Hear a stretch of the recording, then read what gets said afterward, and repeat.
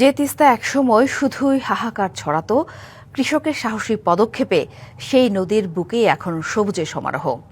ধুধু বালুচরে বিঘার পর বিঘা জমিতে চাষ হচ্ছে আগাম জাতের তরমুজ। তবে চরের কৃষকদের প্রধান বাধা সেচ সংকট ও পরিবহন। নীলফামারীর ডিমলার, কালীগঞ্জ আর খগারচর শুকনো মৌসুমে তিস্তার পলি ও বালু মিশ্রিত এই জমি একসময় অনাবাদি পড়ে থাকত, কিন্তু সময়ের আবর্তে বদলেছে দৃশ্যপট। ধুধু বালুচরে এখন সবুজের সমারোহ। অন্তত ৩০০ বিঘা জমিতে চাষ হয়েছে আগাম জাতের তরমুজ। সাধারণত জানুয়ারিতে তরমুজের আবাদ শুরু হলেও এখানকার কৃষক ঝুঁকি নিয়েছিলেন অক্টোবরেই।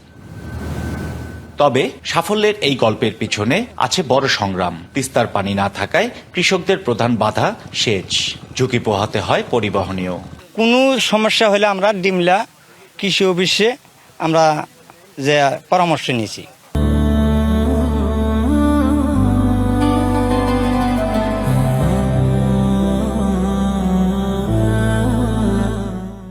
রংটাও অনেক লাল, অনেক মিষ্টি, অনেক সুস্বাদু। এগুলা নিয়ে আমরা ঢাকা নিয়ে বিক্রি করব।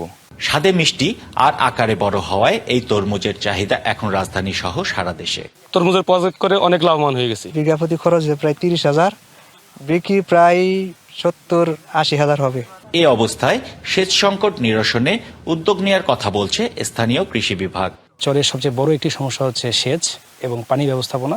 এটি নিবারণের জন্য আমরা একদম বিনামূল্যে তাদেরকে ডিজেল ইঞ্জিন এবং সাথে হচ্ছে ৩০০ মিটারের পাইপ দিব। তরমুজ বিক্রির পর একই জমিতে শুরু হবে বাদাম চাষ। কৃষকরা বলছেন, সেচ সংকট দূর করা গেলে তিস্তার বুক ভরে উঠবে সবুজ ফসলে।